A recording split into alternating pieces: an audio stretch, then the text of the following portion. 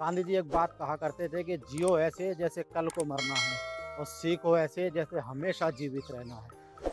पहले तुम्हें नकारेंगे, फिर तुम पर हंसेंगे और फिर तुमसे लड़ेंगे और उस लड़ाई में तुम जीत जाओगे। ये कहने वाले महात्मा गांधी। आज उन्हीं के आश्रम पे पहुंचा हूँ। साबरमती आश्रम जो कि स्थापित है गुजरात राज्य के अहमदाबाद से सटा हुआ। उसी आश्रम के अंदर गांधी जी की बहुत सारी यादें बताया जाता है। यहीं से देश को आज़ाद कराने के लिए योजनाएं बनाई गई थी। चलते हैं अंदर, देखते हैं उनसे जुड़ी हुई क्या क्या तस्वीरें, क्या क्या यादें यहाँ पर रखी हैं। जो जो पढ़ा और सुना है इसके बारे में सब आपको तफसीर से बताएंगे।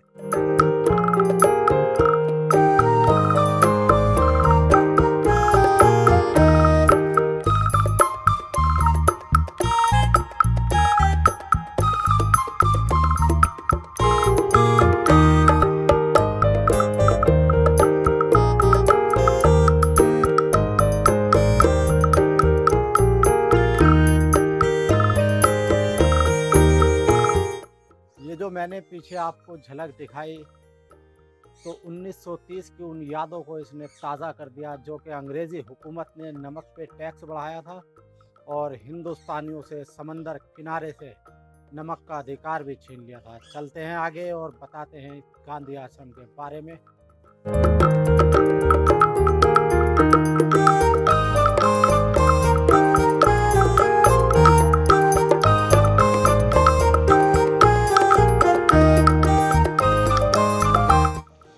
गुजरात के पूर्व मुख्यमंत्री, मौजूदा देश के प्रधानमंत्री नरेंद्र मोदी जी यहाँ पर कई दफ़ा आ चुके हैं और इस आश्रम में देश क्या दुनिया की बड़ी बड़ी नामचीन हस्ती भी आ चुकी हैं।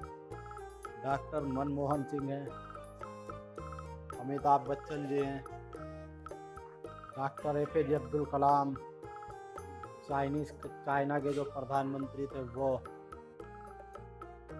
गांधी, मतलब बहुत सारे सेलिब्रिटी देश और विदेश के भी हैं। उनकी तस्वीरें यहाँ लगी हुई हैं। चलते हैं और आगे।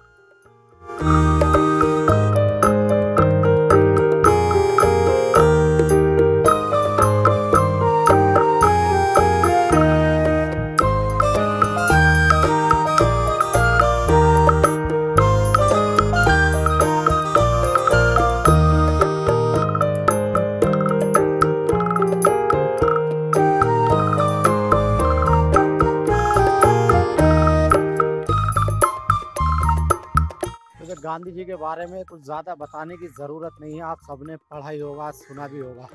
गांधी जी एक बात कहा करते थे कि जियो ऐसे जैसे कल को मरना है और सीखो ऐसे जैसे हमेशा जीवित रहना है।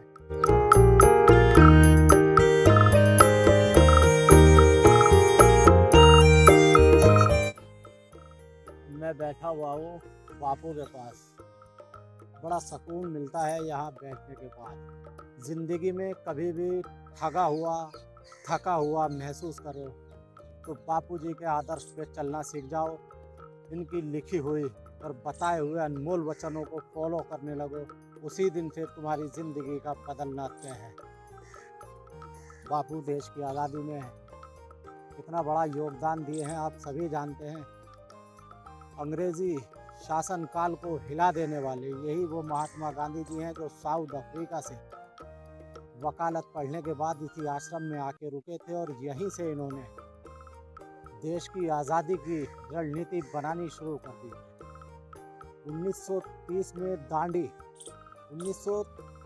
में दांडी आंदोलन नाम दिया गया था। केवल 78 लोग इस आश्रम से निकले थे उस आंदोलन में हिस्सा लेने के लिए, जब अंग्रेज़ी हुकूमत ने नमक पे टैक्स बढ़ा दिया था और हिंदुस्तानियों के समंदर किनारे से नमक का अधिकार छीन लिया था।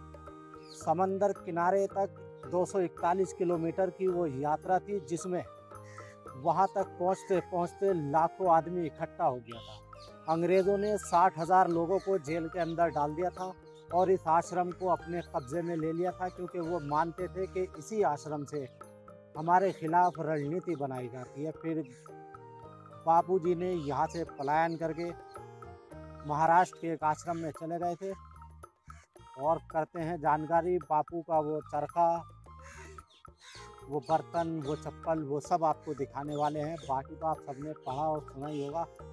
मैंने भी थोड़ा सा बता दिया।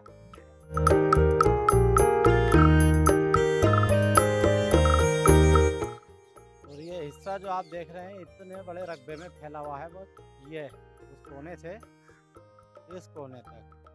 सत्याग्रह आश्रम में जो दो बहन भाई थे वो यहीं से प्रार्थना क्या करते थे। ये वो जगह है, यहाँ पर चप्पल पहनकर आना मना है, रेते से इन्होंने बना रखा है, लोग चप्पल बाहर उतार के अंदर आ सकते हैं।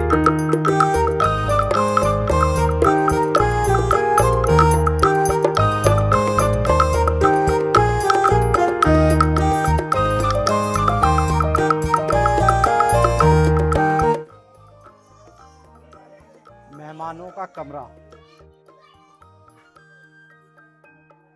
ये वो कमरा है जहाँ पर लोग मेहमान के तौर पे आते थे गांधी जी से मिलने। वो जाहिर सी बात है यहीं रुकते होंगे बाहर, जैसा लिखा हुआ है। छोटा सा कमरा है, मेरे हिसाब से 10 बाई 10 का या 15 बाई 15 का।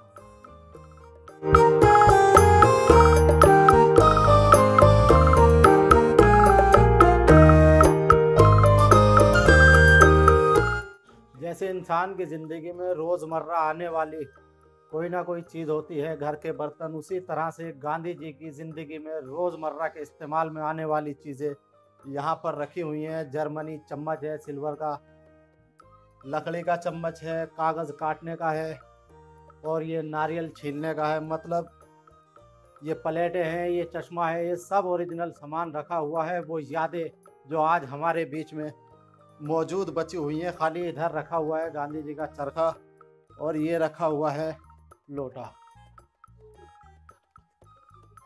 ये था जो कुछ मैंने दिखा दिया आपको, और भी कुछ होगा थोड़ा बहुत वो दिखाने की कोशिश करते हैं।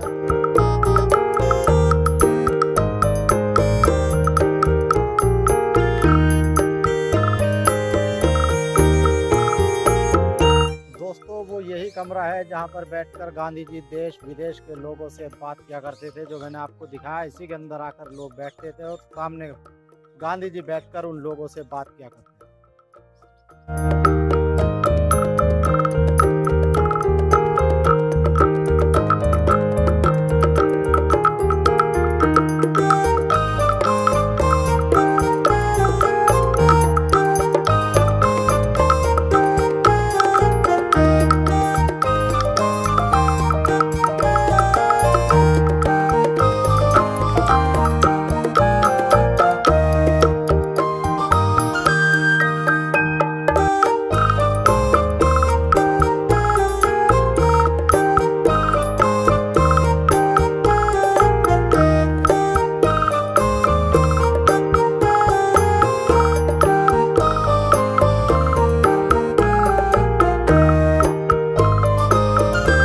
दोस्तों ये था आश्रम जो मैंने आप लोगों को दिखा दिया। अब लेते हैं यहाँ से विदाई। जाने को मन तो कर नहीं रहा, चारों तरफ से हरा भरा है, और ये चहचहाती हुई चिड़ियों की आवाज़ भी आपको सुनाई दे रही होगी। बस मन ये कर रहा था यहीं बैठे रहो, मगर यहाँ से लेते हैं विदाई, चलते हैं कहीं और। फिर मिलेंगे एक नए सफ़र पे, एक नई कहानी में। तब तक के लिए बाय बाय।